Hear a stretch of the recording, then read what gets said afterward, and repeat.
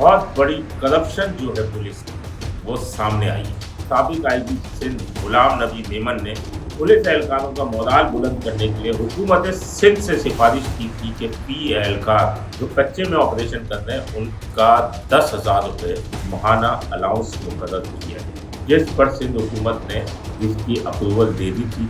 जो कच्चे के ऑपरेशन में शामिल ही नहीं थे उनके नाम कच्चे में काम करने वालों की जगह शामिल करके और 10,000 रुपये माहाना अलाउंस जो है वो क्लर्कों ने मिली भगत से हड़प करना शुरू कर दिया। अस्सलाम वालेकुम नाज़रीन, खबर की असल खबर के साथ समीर कुरैशी आपकी खिदमत में हाजिर।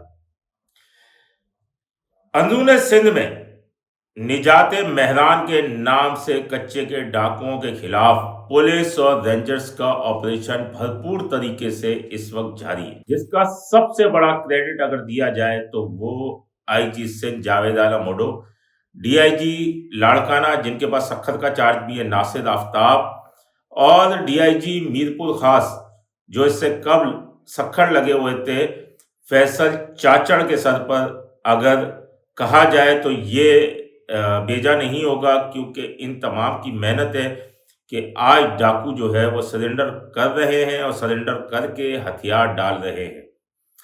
कोई 100 से ज़ायद डाकुओं ने जो है हथियार डाले हैं और सबसे बड़ा किरदार अगर उनकी बात न की जाए तो बहुत गलत होगा। होम मिनिस्टर जो है ज़िया लंजाद वो इस तमाम मामले में ऑन बोर्ड है और कई डाकुओं से पहले हथियार डलवाए थे तो बड़ा ये कहानी हुई थी कि ये डाकू जो थे ये मखसूस थे, लेकिन अब जो है सिंध के कच्चे के इलाके चाहे शिकारपुर हो चाहे सखर हो डाकू हथियार डालते जा रहे हैं।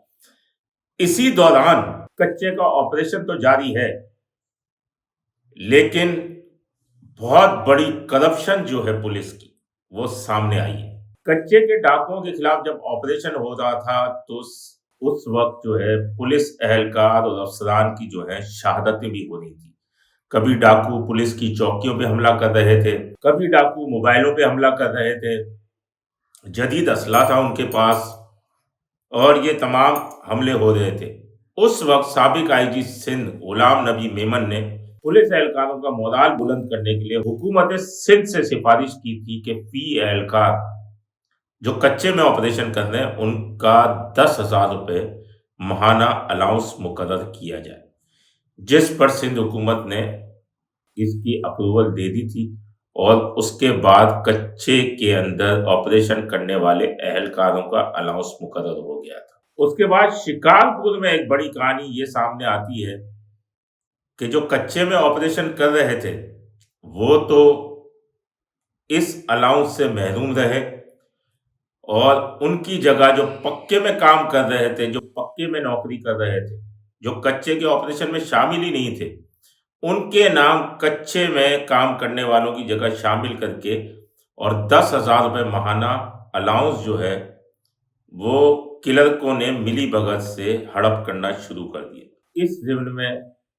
वहाँ शिकारपुर के एसएसपी थे, साबिक एसएसपी शाहजेब चाचड़ जो अब एसएसपी हैदराबाद है, उन्होंने इसकी इंक्वायरी मुकर्रर करवाई थी और इंक्वायरी के अंदर डीएसपी ज़हूर सुमरो समेत 3 डीएसपीज थे जिन्होंने ये इंक्वायरी की और इंक्वायरी साबित होने के बाद जो है 4 पुलिस एहलकार sheet clerk Shikarpur Imran Dahar, Sohail Bhutto, Nureddin संजदानी और सलीम भुट्टो को नौकरियों से बर्खास्त कर दिया गया। आला हुक्काम फौरन फैसले करते हैं। करोड़ों रुपए का ये गबन था, खुर्द-बुर्द थी जो कि सामने आई है, लेकिन कमाल की बात यह है कि आला हुक्काम को ये सोचना चाहिए कि इतने बड़े पैमाने पर खुर्द-बुर्द क्या शीट क्लर्क के लेवल का काम है। ज़राए ये बताते हैं कि इमरान डहर एक आला अफसर का बड़ा खासुल खास आदमी था, चहीता था, मनपसंद था और शिकारपुर की चाबी समझा जाता था।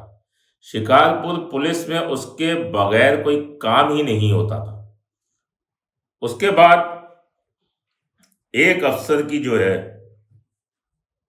वो नाराजगी मोल ली उसने اور ناراضگیوں کا نتیجہ یہ ہوتا ہے کہ پھر نزلہ اوپر سے نیچے گرتا ہے، اور جس کی پتلی گردن ہوتی ہے وہ، جس کو عام فہم الفاظ میں، پولیس کے الفاظ میں کہتے ہیں، رگڑے میں آ جاتا ہے۔